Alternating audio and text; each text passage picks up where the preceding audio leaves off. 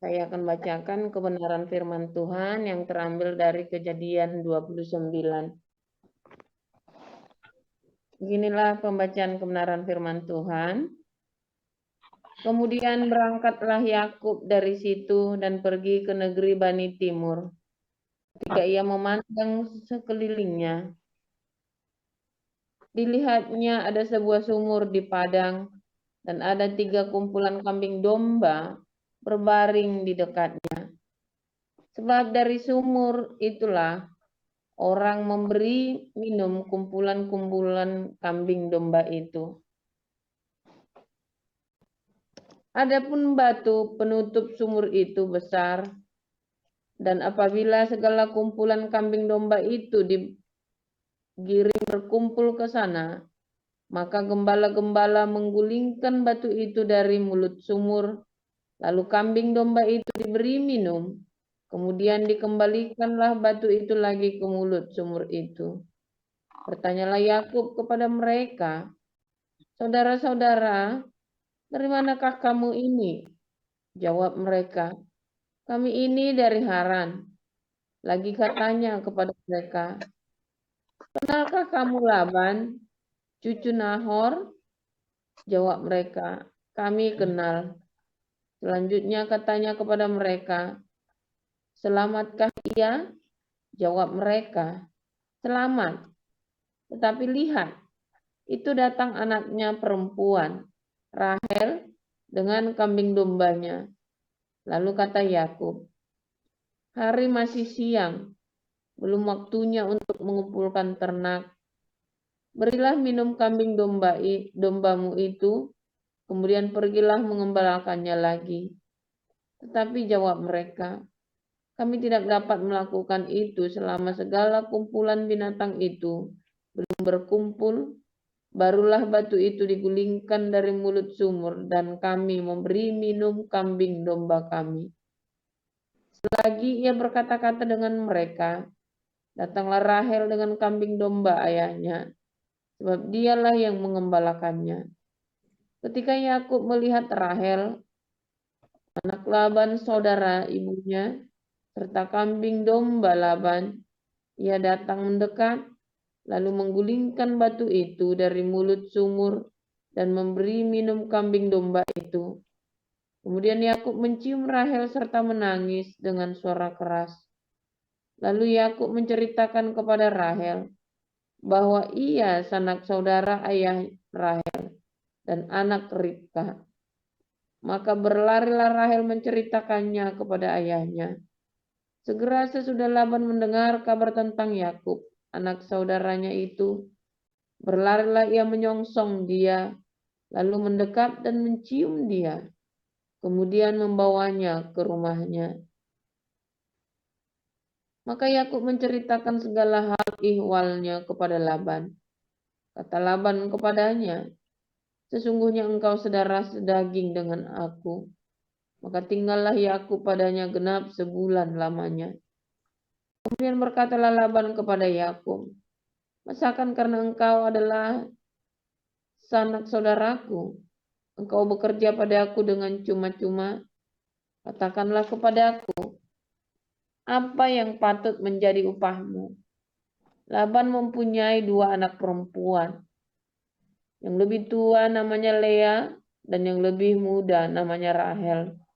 Lea tidak berseri matanya, tetapi Rahel itu elok sikapnya dan cantik parasnya. Yakub cinta kepada Rahel, sebab itu ia berkata, "Aku mau bekerja padamu 7 tahun lamanya untuk mendapat Rahel, anakmu yang lebih muda itu." Sahut Laban, "Lebih baiklah ia kuberikan kepadamu daripada kepada orang lain. Maka tinggallah padaku." Jadi bekerjalah Yakub 7 tahun lamanya untuk mendapatkan Rahel itu. Tetapi yang 7 tahun itu dianggapnya seperti beberapa hari saja karena cintanya kepada Rahel. Sesudah itu berkatalah Yakub kepada Laban, "Berikanlah kepada aku bakal istriku itu, sebab jangka waktuku telah genap. supaya aku akan kawin dengan dia. Lalu Laban mengundang semua orang di tempat itu dan mengadakan perjamuan. Tetapi pada waktu malam diambilnyalah Lea anaknya, lalu dibawanya kepada Yakub. Maka Yakub pun menghampiri dia. Lagi pula Laban memberikan Jilpa, budaknya perempuan, kepada Lea anaknya itu menjadi budaknya. Tetapi pada waktu pagi tampaklah bahwa itu Lea. Lalu berkatalah Yakub kepada Laban, "Apakah yang kau perbuat terhadap aku ini? Bukankah untuk mendapat Rahel aku bekerja padamu? Mengapa engkau menipu aku?" Jawab Laban, "Tidak biasa orang berbuat demikian di tempat kami ini, mengawinkan adiknya lebih dahulu daripada kakaknya. Genapilah dahulu 7 hari perkawinanmu dengan anakku ini. Kemudian anakku yang lain pun akan diberikan kepadamu sebagai upah, asal engkau bekerja pula padaku 7 tahun lagi." Maka Yakub berbuat demikian. Ia menggenapi ketujuh hari perkawinannya dengan Lea. Kemudian Laban memberikan kepadanya Rahel, anaknya itu, menjadi istrinya. Lagi pula Laban memberikan Bilha, budaknya perempuan, kepada Rahel, anaknya itu, menjadi budaknya. Yakub menghampiri Rahel juga, malah ia lebih cinta kepada Rahel daripada kepada Lea. Demikianlah ia bekerja pula pada Laban 7 tahun lagi. Ketika Tuhan melihat bahwa Lea tidak dicintai, dibukanyalah kandungannya, tetapi Rahel mandul. Lea mengandung, lalu melahirkan seorang anak laki-laki dan menamainya Ruben. Sebab katanya, "Sesungguhnya Tuhan telah memperhatikan kesengsaraanku. Sekarang tentulah aku akan dicintai oleh suamiku." Mengandung pula lah ia, lalu melahirkan seorang anak laki-laki.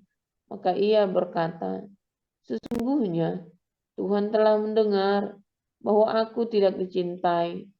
Lalu diberikannya pula anak ini kepadaku. Maka ia menamai anak itu Simeon. Mengandung pula lah ia, lalu melahirkan seorang anak laki-laki. Maka ia berkata, "Sekali ini suamiku akan lebih erat kepadaku, karena aku telah melahirkan 3 anak laki-laki baginya." Itulah sebabnya ia menamai anak itu Lewi. Mengandung pula lah ia, lalu melahirkan seorang anak laki-laki. Maka ia berkata, "Kali ini aku akan bersyukur kepada Tuhan." Itulah sebabnya ia menamai anak itu Yehuda. Sebab sesudah itu ia tidak melahirkan lagi. Demikian pembacaan kebenaran firman Tuhan. Silakan Bu Lilis. Ya, selanjutnya Lukas 16 ya Pak? Lukas 16. Iya, Lukas 16. Oh iya. Oh, iya. Lukas 16 ayat 1 sampai 31. Demikian firman Tuhan. Dan Yesus berkata kepada murid-muridnya, "Ada seorang kaya yang mempunyai seorang bendahara. Kepadanya disampaikan tuduhan bahwa bendahara itu menghamburkan miliknya. Lalu ia memanggil bendahara itu dan berkata kepadanya, 'Apakah yang kudengar tentang engkau? Berilah pertanggungan jawab atas urusanmu, sebab engkau tidak boleh lagi bekerja sebagai bendahara.' Kata bendahara itu di dalam hatinya, 'Apakah yang harus aku perbuat? Tuanku memecat aku dari jabatanku sebagai bendahara. Mencangkul aku tidak dapat, mengemis aku malu. Aku tahu apa yang akan aku perbuat supaya apabila aku dipecat dari jabatanku sebagai bendahara, ada orang yang menampung aku di rumah mereka.' Lalu ia memanggil seorang demi seorang yang berhutang kepada tuannya. Katanya kepada yang pertama, 'Berapakah hutangmu kepada tuanku?' Jawab orang itu, 100 tempayan minyak. Lalu katanya kepada orang itu, inilah surat hutangmu, duduklah dan buat surat hutang lain sekarang juga 50 tempayan. Kemudian ia berkata kepada yang kedua, dan berapakah hutangmu? Jawab orang itu, 100 pikul gandum. Katanya kepada orang itu, inilah surat hutangmu, buatlah surat hutang lain 80 pikul. Lalu tuan itu memuji bendahara yang tidak jujur itu, karena ia telah bertindak dengan cerdik. Sebab anak-anak dunia ini lebih cerdik terhadap sesamanya daripada anak-anak terang.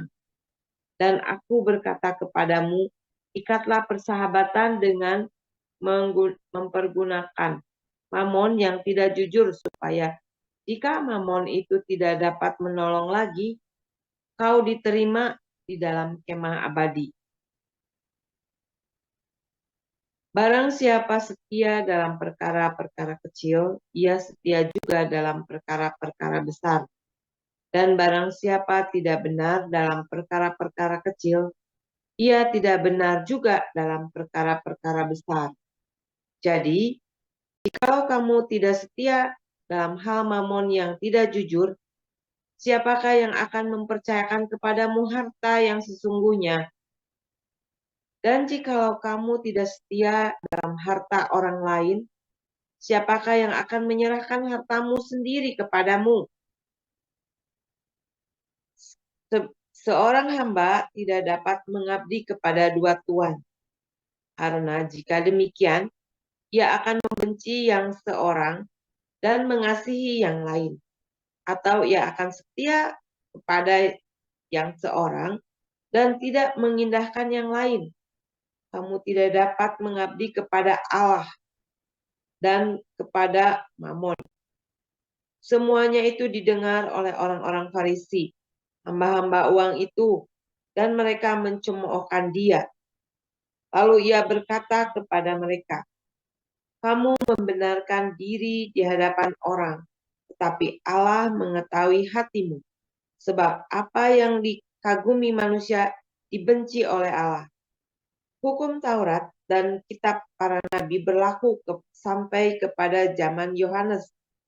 Dan sejak waktu itu kerajaan Allah diberitakan, dan setiap orang menggagahi berebut memasukinya.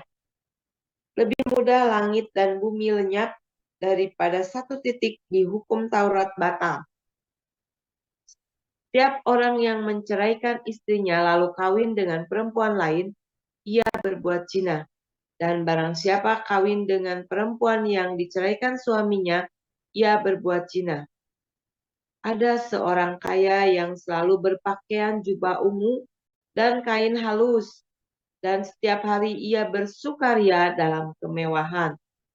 Dan ada seorang pengemis bernama Lazarus, badannya penuh dengan borok, berbaring dekat pintu rumah orang kaya itu, dan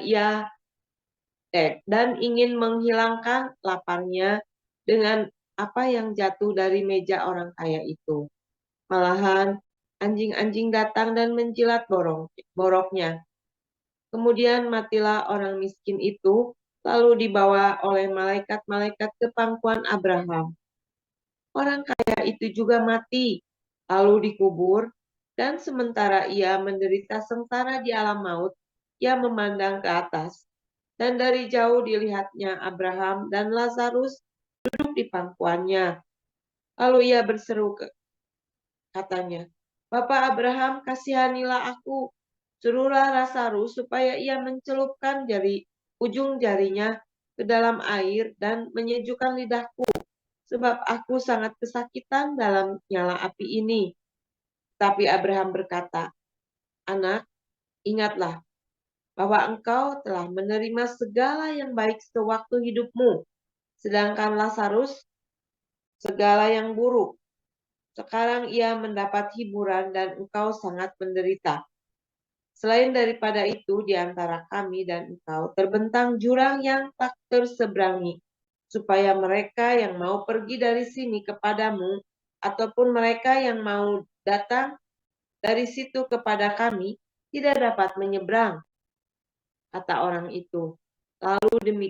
Kalau demikian, aku minta kepadamu Bapa, supaya engkau menyuruh dia ke rumah ayahku, sebab masih ada 5 orang saudaraku, supaya ia memperingati mereka dengan sungguh-sungguh, agar mereka jangan masuk kelak ke dalam tempat penderitaan ini. Tetapi kata Abraham, ada pada mereka kesaksian Musa dan para nabi. Baiklah mereka mendengarkan kesaksian itu.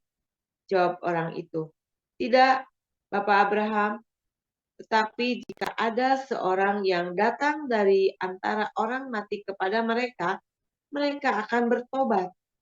Kata Abraham kepadanya, jika mereka tidak mendengarkan kesaksian Musa dan para nabi, mereka tidak juga akan mau diyakinkan, sekalipun oleh seorang yang bangkit dari antara orang mati. Demikian firman Tuhan.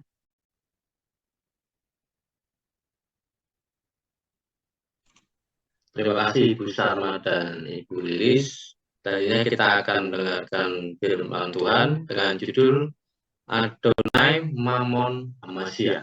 Silakan Pastor Paul.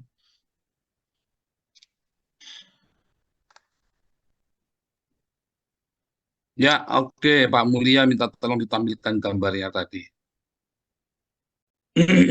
Pak Yuda ya, terima kasih Pak Yuda. Saya kira udah berangkat sekolah. Oke nih, saya bacakan saudara ya, ini bagus sekali. Uang. Untuk masalah uang, jangan pernah percaya dengan siapapun. Uang tidak mengenal kakak beradik, anak beranak. Tuhan pun bisa minggir. Uang akar kejahatan, jangan percaya dan percayakan kepada siapapun. Prosedur dan kesepakatan bersama tertulis dan mengikat dengan saksi sangat diperlukan. Ya, ini nasihat saya. Suatu hari kalian semua akan berterima kasih dan akan menangis terharu biru dengan nasihat saya ini ya. Nasihat dari N26, Joseph Paulusan. Oke, terima kasih. Saudara, ini benar-benar ya, saya nggak main-main dengan masalah uang. Banyak, ya tadi dikatakan, orang-orang dunia ini, anak-anak dunia itu lebih cerdik dalam hal mamon daripada orang di gereja, daripada orang Kristen. Kenapa? Orang Kristen kan asal percaya saja, kita percaya saja sesama anak Tuhan, gitu kan? Saya kasih tahu Anda sedang bodoh, ya. Jangan percaya, makanya saya bilang ya, sekalipun Tuhan Yesus jadi bendahara, Anda nggak boleh percaya uang begitu saja, saudara. Karena kan kita nggak tahu itu Tuhan Yesus beneran apa enggak kan. Sekalipun dia ngaku-ngaku Tuhan Yesus, ngaku-ngaku nabi, ngaku-ngaku orang baik, ngaku-ngaku orang jujur. Kalau saya mah lebih, saya memang residivis, saya memang penjahat. Karena saya sudah biasa jadi penjahat, saya tahu jahatnya hati orang, jahatnya pendeta. Dan saya jadi penjahat karena saya ditipu oleh pendeta-pendeta, saudara. Ya namanya pendeta kumpulnya kan sama pendeta, ya kan? Namanya Mbak Tuhan kan kumpulnya sama Mbak Tuhan. Dan nilainya itu cukup besar, miliaran, saudara ya. Dan karena itu karena kebodohan saya. Saya tidak menyalahkan orang-orang ini, saya yang bodoh. Apakah orang ini tadi niatnya mau nipu? Enggak, ini orang-orang baik, saudara ya. Ini semua orang baik semua. Kita membuat satu yayasan, kita pelayanan sama-sama, penginjilan sama-sama. Ini orang baik, beneran orang baik. Dari pendeta terkenal, pendeta yang baik juga, rendah hati orangnya. Dan dia banyak kali mengadakan mujizat, ya, pendeta ini. Ini orang baik, saudara ya. Nah, kejeblos, saudara ya. Suatu ketika, karena kita saling percaya, udah gampang. Dan saya kan juga berpikir, karena dia dari keluarga pendeta terkenal, ya kita percaya juga, ya kan? Dan akhirnya benar-benar selip, ya. Benar-benar selip, saudara ya. Waktu selip itu, tadinya berantem, udah kita berdoa sama-sama, oke kita cari jalan keluarnya ya. Terus, lama-lama kan, tagihan kan tetap, ya. Bagaimanapun juga tetap harus dibuka. Nggak tahan kan tekanannya itu. Mulailah, dia mulai nggak bisa ditelepon, mulai media sosialnya mati, mulai websitenya dia mati, mulai dia Facebooknya mati, mulai handphonenya ganti, saudara. Makanya kalau begitu, saya ting ting ting ting ting ting ting ting. Saya langsung begitu, saudara ya. Serius. Itu kan orang lain, Pak, bukan saya. Itu kan traumanya Bapak. Ya terserah. Pokoknya saya tidak mau lagi. Nggak mau lagi, saudara. Karena ini orang baik loh, saudara. Bukan orang nggak baik. Makanya saya bilang, sekalipun Tuhan Yesus, Anda kalau ada masalah uang, harus jelas, clear. Jelas. Ada pernyataan, sudah ada pernyataan saja bisa mungkir. Bisa balik, saudara. Sehingga harus ada saksi. Ya kan? Dan Anda harus dalam batas-batas yang Anda sanggup ganti. Kalau Anda sampai nggak sanggup ganti, hati-hati, saudara. Begitu kejeblos, ya ngaku, iya saya salah, tapi gimana dong? Segitu besar, lagi mana dong segitu besar? Anda nggak paham? Anda nggak paham karena anda orang baik, saudara. Saya paham karena saya orang jahat. Anda nggak paham karena Anda orang baik-baik, Anda orang rumahan. Anda nggak pernah jadi kriminal kan? Saya pernah, saudara. Saya paham sekali. Habis gimana dong? Ngaku, saudara, polos. Ya, habis gimana? Maafin deh. Kita nggak maafin. Katanya orang Kristen, kita maafin 4 miliar, saudara. 4 miliar itu, kalau jadi bakso itu satu Semarang kebak, saudara. Ya kan? Kamu makan bisa buat 10 tahun, 7 turunan, itu sudah makan bakso. Ya. Nggak diakuin. Dia sudah ngaku. Anda mau nyalain apa dia sudah ngaku salah? Dia sudah ngaku salah loh, saudara. Dia nggak mau nipu loh. Saya nggak nipu. Kita ini hamba Tuhan, bro. Saya tidak nipu, bro. Tapi ini memang kejadiannya begini, putar-putar, sampai ada ceritanya pusing. Pokoknya ceritanya pusing. Terus mau apa kalau sudah begitu, saudara? Ini hamba Tuhan. Terkenal. Saya sebut namanya, Anda terkenal. Anda langsung tahu. Hah? Nggak mungkin, ah. Mungkin sudah terjadi. Dan saya masuk penjara gara-gara itu, saudara. Ya. Sehingga kalau sudah cita uang, saya keras sekali, saya tidak peduli Anda tersinggung. Serius, saudara, saya nggak peduli Anda tersinggung. Karena buat kebaikanmu dan kebaikanku, saudara. Jadi saya tidak peduli kamu tersinggung kalau sudah cita uang. Iya, serius. Sebelum itu terjadi, kita ngomong berantem di sini, berantem yang tidak bahaya. Tapi kalau sudah terjadi jeder, berantemnya kita bahaya, saudara.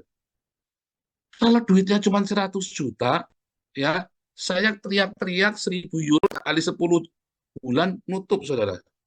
Kalau duitnya 1 miliar, saya sampai mencet muntah darah, gantinya gimana tuh, saudara? Iya enggak? Kalau 100 juta, saya 1.000 euro sebulan, saudara. Teriak-teriak, tiap hari saya dosbol aja kan, ngapusi sana, ngapusi sini, 1.000 euro tiap bulan. Tembus nggak? Tembus, kalau cuma 100 juta. Iya kan? Saya kan sebulan YouTube-nya 1.000 euro. Tapi kalau 1 miliar, sampai mencet muntah darah, saya juga nggak akan bisa ganti. Iya kan? Jadi harusnya bagaimana? Saya tidak peduli Anda tersinggung kalau sudah uang. Dari depan saya, geger. Nggak apa-apa. Bukan saya tidak percaya kepada Anda. Saya tidak percaya bahwa nasibmu selalu beruntung. Tahu nggak? Saya tidak percaya nasibmu selalu beruntung, saudara. Karena orang bisa satu ketika dia jatuh. Anda orang yang baik. Anda orang yang sangat cinta Tuhan.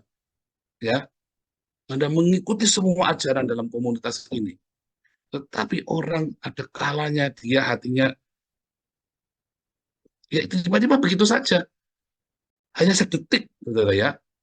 Dan Anda nggak ngerti kenapa yang sudah terjadi. Tiba-tiba habis semua. Kejadian begitu tuh nggak pakai lama, saudara ya. Masalah uang itu, set. Lawang transfer cuma pegang token 1 detik. Oke, jadi saudara, niatan busuk. Iya kan? Niatan busuk. Nah, itu ya saudara ya. Kalau sudah cinta uang, Anda tidak boleh percaya. Anda kepada saya kepada Anda, kepada kita semua tidak boleh saling percaya. Harus hitam di atas putih ada saksinya, sehingga kalau terjadi sesuatu, oke, paling tidak kita sudah tahu. Dan disesuaikan dengan kepercayaan itu sesuaikan dengan kapasitasnya kita sendiri yang buat ganti. Kalau kita tidak punya kapasitas buat ganti, jangan, saudara. Jangan berani-berani. Mendingan Anda jangan pegang sama sekali, Anda lepaskan tanggung jawab itu, nggak usah pegang sama sekali. Serius, saudara ya. Serius. Makanya ada orang namanya kapasitas. Saya selalu bilang ya, apa? Kredibilitas, integritas, dan kapasitas. Ya, penipuan itu tadinya nggak nipu. Apakah Laban mau nipu Yakub? Enggak, saudara. Tapi bagi Yakub itu adalah penipuan. Penipuan itu tergantung kamu perspektifnya dari mana, saudara. Saya sudah jujur kok, tapi bagi orang korbannya kamu nipu, saudara. Kamu tanya Pak Harto yang pernah alami sendiri. Lawannya Pak Harto itu ada di Embun Pagi juga, saudara. Saya tidak sebutkan namanya. Ya, dari perspektif lawannya Pak Harto, ya, Pak Harto itu tidak baik, tapi saya yang ngerti, saudara. Transaksi seperti ini, ya, terjadinya seperti apa? Karena saya pernah ada di dalam hal-hal seperti itu. Itu bukan benar salah. Ya, transaksi keuangan itu bukan benar salah, saudara. Makanya di Belanda transaksi keuangan tidak pernah jadi pidana. Tapi di Indonesia itu kan tergantung, bisa jadi pidana, bisa jadi perdata. Kalau di Belanda itu selalu perdata. Karena ada asuransi yang akan mengcover kerugiannya. Jadi apakah kalau sudah terjadi ya, ini kan orangnya dari sini dua-duanya, saudara ya. Dan Pak Harto orang yang sangat rendah hati. Ya saya tahu persis ya. Karena kan saya ngikutin kan, dan terjadi sesuai yang saya ngomong ya, yang saya cerita ke Pak Harto terjadi persis seperti yang saya ngomong. Nanti terjadi kan begini loh Pak. Ini begini. Orang ini juga sama. Nanti terjadi adalah begini. Oh ini Pak Harto main uang, nggak mungkin Bu. Saya bilang Pak Harto itu tidak bayar sama polisinya. Saya tahu persis ya. Polisi di Polda itu saya kenal semua Bu. Saya kenal semua yang mau ya pokoknya yang urus-urusan gini saya kenal semua polisi-polisi itu ya, jadi nggak mungkin Bu, ya nggak mungkin, dan terjadi persis semua terjadi seperti yang, kecuali hasil akhirnya ada yang sedikit meleset karena kata Pak Harto ada accident Pak KPK. Nah itu dia, itu accident ya, itu susah ngomong kalau udah cerita KPK itu Anda udah nggak bisa ngomong ya saudara ya. Tetapi intinya kalau sudah cerita uang Anda nggak bisa merasa benar dan juga nggak bisa menuduh orang lain, saudara. Intinya sudah sama-sama kejeblos. Dalam bisnis juga sama. Makanya kalau dalam bisnis pun, berikan yang sebatas kemampuanmu, jangan jor-joran, saudara. Papi saya dulu jor-joran. Habis papi saya, saudara ya. Habisnya itu ngeruk kita semua ya. Gamblingnya terlalu kelewatan. Saya juga begitu ya. Saya juga berani ya. Jadi saya kalau jadi cepat, habisnya juga sekali habis langsung. Karena saya juga berani. Tetapi itu juga salah. Makanya ada kapasitas di dalam hal keuangan. Ya, orang Jawa bilang, urip wis ono takarane, ono batokane dewe-dewe. Ada batoknya, saudara. Ada takarannya. Lalu kita harus perbesar takaran kita, saudara. Dengan melatih tanggung jawab itu dan juga berdiakonia. Selain berdiakonia, kita melatih integritas kita, kredibilitas kita. Kasih sekian, tanggung jawab nggak, tambahin lagi, kasih enggak, tambahin lagi, mental, jebol semua. Karena diputar-putar ternyata selama ini, nggak bisa nipu. Ya, itu serius ya, saya menyampaikannya dengan senyum, karena ini adalah sesuatu yang berbahaya buat Anda. Tapi kalau Anda dengarkan nasihat saya tadi, Anda akan bahagia. Anda tidak akan bertengkar, selanjutnya Anda akan tetap berteman, bersahabat sampai tua nanti. Anda akan tetap bersaudara, anak-anak tetap baik, karena Anda hati-hati dengan uang itu dijaga yang benar. Tuhan berikan materi, mamon itu saudara ya, untuk kamu kendalikan. Tetapi ketika kamu salah, kamu akan dikendalikan itu seumur hidupmu saudara. Sehingga pahit hidupmu. Kamu akan diperbudak oleh ini. Ya, ribut masalah polisi, masalah preman, pembunuh, masalah apalagi harga diri, masalah reputasi, aduh saudara, itu pusingnya enggak habis-habis saudara, kalau ada cerita uang itu. Ya, dan sekali kamu tidak dipercaya, orang akan notice itu saudara. Dan berbahagialah kalau kamu punya kesempatan kedua seperti saya. Ya, dan kalau sudah punya kesempatan kedua, wah, kamu harus galak seperti saya saudara, masalah uang. Harus tegas. Saya bebas, saya happy dengan kamu, saya tidak akan cerita kalau udah cerita duit, enggak. Saya sangat tegas. Aturan seperti ini, kita mau seperti ini. Kalau gitu kamu tidak percaya saya dong. Oh iya, nggak percaya. Kalau gitu jangan kerja, nggak apa-apa. Saya tidak percaya, saudara. Bahkan Tuhan Yesus pun saya nggak percaya kalau sudah cerita masalah hitung-hitungan uang. Harus jelas. Harus jelas, saudara. Supaya kamu jangan kecewa. Nah, kalau sudah, ya jelas semuanya, jangan cari-cari masalah. Masalah kecil aja. Kalau sudah klop ya sudah, jangan dicari. Pasti ada yang salah, nggak ada. Itu namanya kamu kurang ajar. Kalau sudah klop, sudah hitung-hitungan, kamu masih nyari-nyari, pasti ada yang salah. Itu namanya kurang ajar. Itu beneran, saudara ya. Malaikat, Tuhan Yesus, dewa, siapapun, pokoknya tidak boleh dipercaya kamu, saudara. Cerita uang, kita harus tegas, harus disiplin. Dan Tuhan Yesus mengajarkan kepada kita, kamu tidak bisa menyembah. Jadi kalau kamu sudah cerita mamon, ya, kamu harus hati-hati megangnya.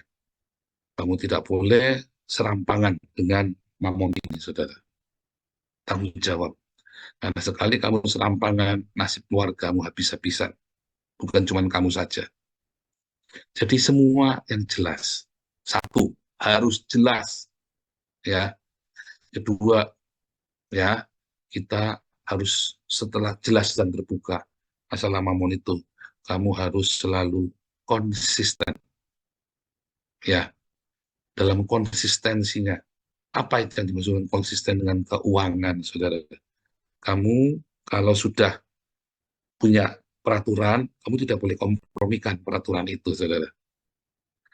Kalau kamu kompromi dengan peraturan itu, sekali yang kamu kompromi itu akan ditagihkan dengan hal yang lain.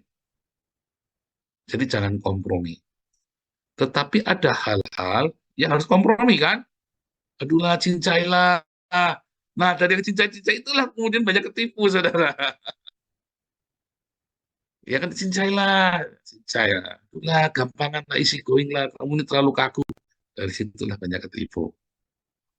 Nah, orang operasional, saya kan orang operasional, saudara ya. Saya banyak tersinggung dengan orang finance ya, dengan orang keuangan. Kita sering berantem ya dengan orang finance dulu. Ya, saya pernah satu tempat sampah tak buang di depan kantor saya ya, depan itu ya, karena saya tersinggung dengan orang finance itu ya. Duit 500.000 rupiah loh, saudara ya. Duit 500.000 rupiah. Pernah saya buang itu sampah itu di depan kantor itu, saudara. Saya marahnya ya. Oh, saya cukup keras, saudara ya. Kalau saya tersinggungnya juga zaman itu. Kalau sekarang saya mengerti, ternyata saya yang salah. Ya, walaupun 500.000, itu harus jelas hitungannya semua. Konsisten. Harus, tadi Tuhan pertama clear, ada hitungannya, ada pertanggungjawabannya, ada prosedurnya. Ya, itu harus konsisten, saudara ya. Harus konsisten semuanya, masalah uang. Ya, maunya masalah tipu menipu itu balik lagi, itu adalah perspektif. Bagi sana kamu nipu, kamu tidak bermaksud nipu, saudara. Tapi orang yang nangkap itu kamu bilang kamu mau nipu, beneran ya, saudara ya. Orang nangkapnya kamu mau nipu, kamu tidak merasa mau nipu, disitulah kamu marah, sama seperti saya marah, ya. Tetapi balik lagi, ikutin saja, saudara, aturan prosedur. Karena itu melatih dirimu untuk disiplin juga. Nggak apa-apa. Oke, ini kurang apa lagi? Oke, ikhlaskan hatimu. Latihan rendah hati, saudara. Nah, catatannya, kalau kamu tidak mau dikontrol masalah keuangan, tidak mau dicek, tidak boleh dilihat, kamu pegang satu perusahaan, lalu ada dari atasanmu datang atau kirim audit dan kamu tidak mau buka, langsung dicatat bahwa mempersulit penyelidikan. Langsung kamu akan, yang tadinya cuma mau ngecek saja, akan dicari-cari kamu sampai ketemu salahnya walaupun nggak ada salahnya. Itu saudara. Ingat-ingat ya, kalau kamu pegang jadi kepala cabang, atau pegang kepala departemen, atau satu yang ada finance-nya, atau kamu pegang yayasan, atau kamu di gereja, kalau kamu diaudit, buka semua langsung, itu saudara. Sebab begitu kamu, tadi dulu, saudara, langsung kepala orang yang akan ke kamu bilang apa? Ada yang disembunyikan. Tak jamin itu, saudara. Kamu tanya sama semua auditor, ya, itu pasti akan terjadi. Dan begitu kamu audit pertama, kamu buka dulu, ya orang itu senang, udah nyaman dulu. Saya tidak pernah nggak lulus audit. Kenapa? Saya setiap kali ada audit, orang audit saya jemput, saya seneng-senengin diajak makan, tak buka semua keuangannya, tak panggil semua untuk ngumpulinnya, ibu butuh apa, langsung tak gituin dulu tuh. Sampai dia kaget, loh sudah siap semua. Ya nggak siap pun. Terus yang utang-utik sampai jam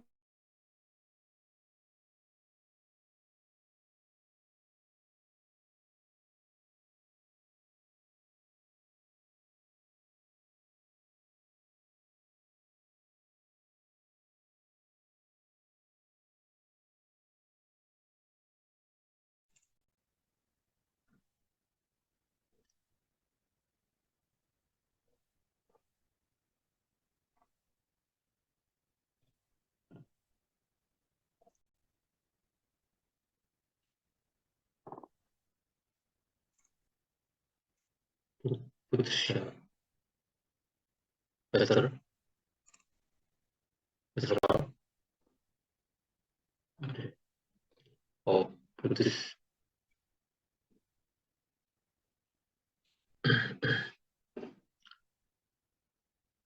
Selanjutnya, sambil nunggu Pastor Paul, kita akan melanjutkan ke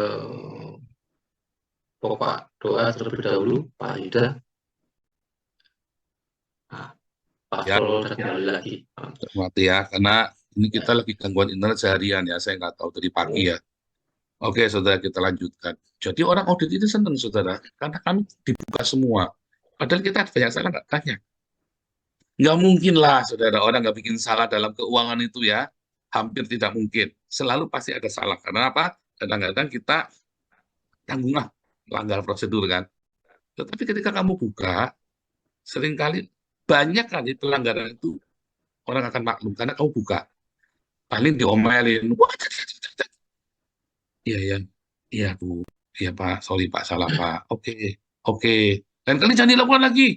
Siap. Lain kali dilakukan lagi. Bandel. Tapi selalu kita buka, sehingga orang tahu kesalahan kita sebatas apa. Anggap ya, saudara ya. Jadi ingat-ingat itu. Konsekuensi kalau kamu nutupin adalah kamu nanti akan langsung di note. Dan bahkan kamu nggak ada salah pun dicari sehingga kamu salah, dan kesalahan sepele bisa buat pecat kamu, saudara. Bisa buat mempermalukan kamu lah setidaknya. Kenapa yang di sebelah sana, ya ada kesalahan kalau dihitung 100 juta, diskrepansi. Tapi semua beres semua, oh gampang. Yang di sini cuma gara-gara 10 juta bisa dipecat. Ya, kenapa? Karena yang di sana dibuka, yang di sini ditutupi. Demikian juga di polisi, saudara, kalau lagi penyidikan. Kalau ada masalah, kamu datang dulu sama polisi, di open. Pak, saya pengen berdamai, Pak. Biasanya sama polisinya tidak akan dipidanakan, tapi diperdatakan.